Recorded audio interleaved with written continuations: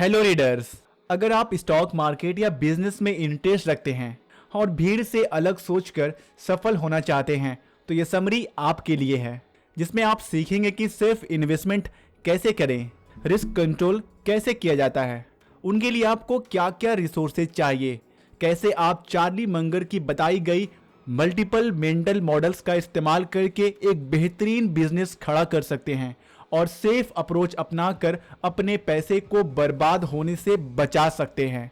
इस financial intellectual book poor Charlie's almanack को Warren Buffett की genius business partner Charlie Munger के द्वारा लिखा गया है, जिन्हें आप बिजनेस का बादशाह और स्टॉक मार्केट का गुरु कह सकते हैं। आप इनसे इन्वेस्टमेंट के मेंटल मॉडल, सक्सेस सीक्रेट और मल्टीपल बिजनेस प्लान के बारे में सीखने वाले हैं। लेकिन आगे बढ़ने से पहले हमारे चैनल रीडर्स वैली को सब्सक्राइब कर ले।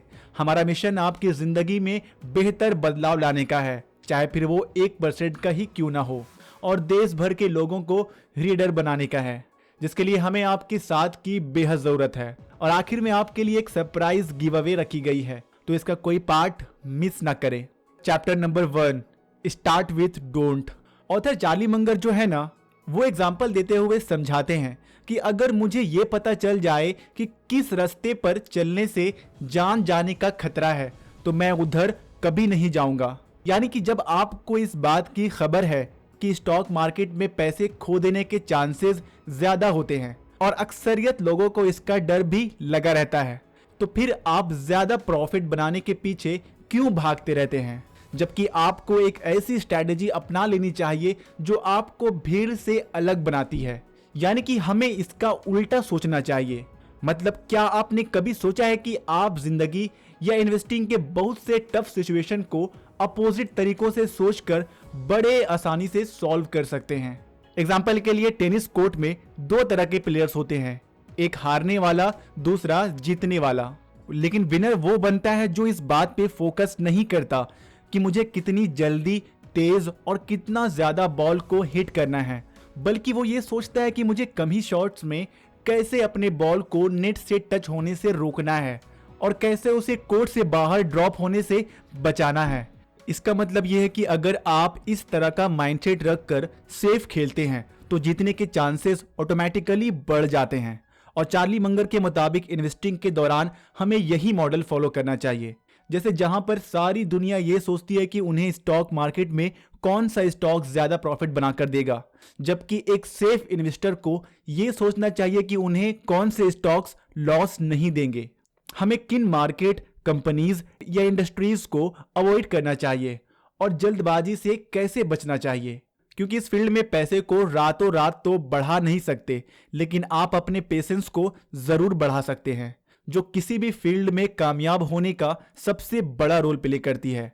इसी तरह आप इस स्ट्रैटेजी का इस्तेमाल जिंदगी के हर मोड़ पे कर सकते हैं, जैसे चेस खेलने, जिम करने और लाइफ पार्टनर, एजुकेशन सेंटर या फिर जॉब चूज करने के लिए, जिसमें आप अपोजिट सोचकर पहले उन सारी चीजों को अवॉइड कर दे जिनसे बड़े बड़े प्रॉब्लम क्रिएट्स हो सकते हैं और आपको भारी नुकसान ना हो जाए।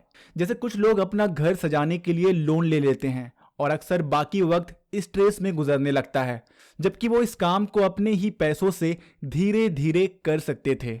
मतलब अगर लोग सिर्फ अपनी लिमिटेशन को समझ जाए तो वो बार बार गलतियां करने से बच सकते हैं। अब सवाल ये उठता है कि आप कौन सी कंपनीज को अवॉइड करने वाले हो, कमेंट में जरूर बताएं। Chapter number 2, betting on business not management. क्या आपने कभी सोचा है कि दुनिया की पावरफुल कंपनीज जैसे टाटा ग्रुप और एप्पल आज भी इतनी कामयाब कैसे हैं, जबकि इनके फाउंडर दुनिया से कब का चले गए? क्या आप जानते हैं ऐसा क्यों है? क्योंकि ये कंपनी अपने मैनेजमेंट से ज्यादा अपने बिजनेस मॉडल पर फोकस करती है, और जो कंपनी अपने बिजनेस स्ट्रक्चर या बिजनेस मॉडल को स्ट्रांग रखती है तो ये लंबे समय तक टिकी रहती है, जबकि मैनेजमेंट सालों में बदलती रहती है। इसलिए आपको ऐसी कंपनीज में इन्वेस्ट करना चाहिए जिनका बिजनेस मॉडल काफी मजबूत हो। Chapter number 3, learn from other mistakes. Author Charlie कहते हैं कि जो इंसान अपनी गलतियों से सीखता है आगे तक जाता है, लेकिन जो इंसान अपने साथ साथ दूसरों की भी गलतियों से सीखता है तो वो बहुत आगे जाता है। अगर आपको स्टॉक मार्केट्स का ABCD भी पता नहीं है तो आप उनका सहारा ले जो इन्वेस्टमेंट की दुनिया में अपने स्ट्रैटेजी, ऑब्जर्वेशन और पेशेंस से खुद का लॉस होने नहीं दिया, जिसके लिए आप उनकी किताबें पढ़ना शुरू कर दे, जैसे वॉरेन बफेट, बेंजामिन फ्रैंकलिन या फिर राकेश झुनझुनवाला सर जी एटसेट्रा। कई लोग वॉरेन बफेट को आज स्टॉक मार्केट का बादशाह कहते हैं और ऐसा हो भी सकता है, लेकिन क्या आपको मालूम है कि उन्होंने भी फिलिप फिशर और बेंजामिन जैसे बड़े इन्वेस्टर्स का सहारा लिया था। तो इनका इतिहास पढ़ने के लिए तैयार हो जाएं और ये जानने की कोशिश करें कि इन लोगों को ऐसी कौन सी चीज ने इतना महान बनाया, और अपने आसपास के लोगों की गलतियों को परखे और जानने की कोशिश करें कि वो कौन सी गलतियों से बर्बाद हुए हैं।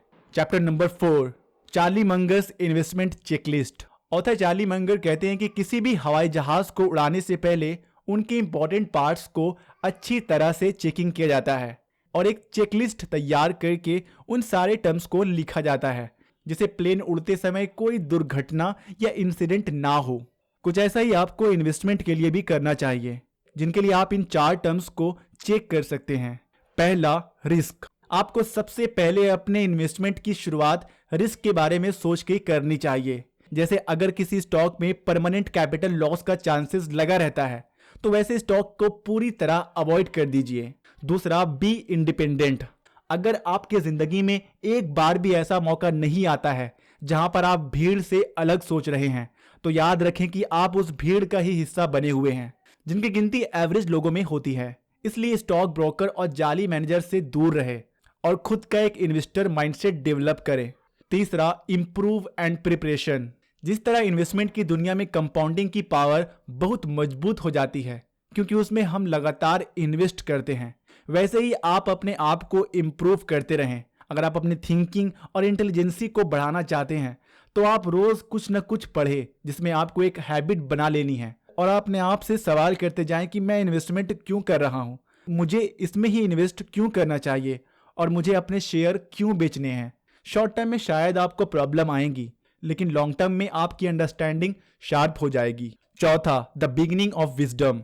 अगर आप ये चाहते हैं कि मैं एक जीनियस की तरह सोचूं, तो सबसे पहले आपको अपने दिमाग से ये विचार निकाल लेनी चाहिए कि मुझे सब कुछ पता है, जिसे ego is the enemy book summary में डिटेल्ड में एक्सप्लेन किया गया है। अगर आप भी ऐसा कोई विचार रखते हैं तो आप खुद को ही बेवकूफ बना रहे हैं, जो एक अच्छे इन्वेस्टर की निशानी नहीं है। पांचवा, पोर्टफोलियो एलोकेशन। इन सब टर्म्स को समझ लेने के बाद अगर आपको कोई अच्छी अपॉर्चुनिटी दिखाई दे तो उस मौके को हाथ से जाने नहीं दें, बल्कि आप उस दौरान एक बड़ा अमाउंट इन्वेस्ट कर सकते हैं, जिसके कारण बड़े रिटर्न्स मिलेंगे। छोटे पैसे तो कोई भी कभी भी लगा देता है। Chapter number 6, mental models. Charlie Munger कहते हैं कि मान लीजिए कि आप एक कारपेंटर का काम कर रहे हैं, लेकिन आपको अब तक सिर्फ हैमर चलाने का ज्ञान है, जिनसे आप ज्यादा कुछ नहीं कर सकते, चाहे कील ठोकेंगे या तोड़फोड़ मचाएंगे। आपके ग्रोथ होने के चांसेस बिल्कुल ना के बराबर है। लेकिन एक ऐसा कारपेंटर जिसके पास अपने टूल बॉक्स के सारे टूल्स का नॉलेज है, तो वो बहुत सारी प्रॉब्लम्स को सॉल्व कर सकता है। इसी तरह आपके लाइफ और इन्वेस्टिंग जर्नी में आपके साथ कई ऐसे टूल होने चाहिए जिनसे आप सेफ जोन में रहे और आपकी ग्रोथ भी होते जाए। मतलब कि आपको अलग अलग सब्जेक्ट के कुछ इंपॉर्टेंट कंसेप्ट्स का बेसिक नॉलेज होना चाहिए, जैसे mathematics, business law, psychology, management, accounting, statics etcetera, जिसमें आपको पीएचडी करने की जरूरत नहीं है, बस बेसिक नॉलेज से आपका काम बन जाएगा। और इस प्रिंसिपल को चार्ली ने मेंटल मॉडल का नाम दिया है। Chapter number 7, a trillion dollar exercise.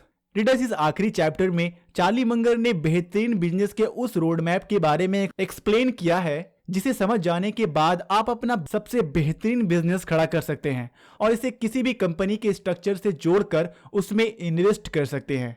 Readers, मान लो कि आप 1884 में जी रहे हैं और आप काफी स्मार्ट बंदे हैं, लेकिन आपके पास पैसे नहीं हैं।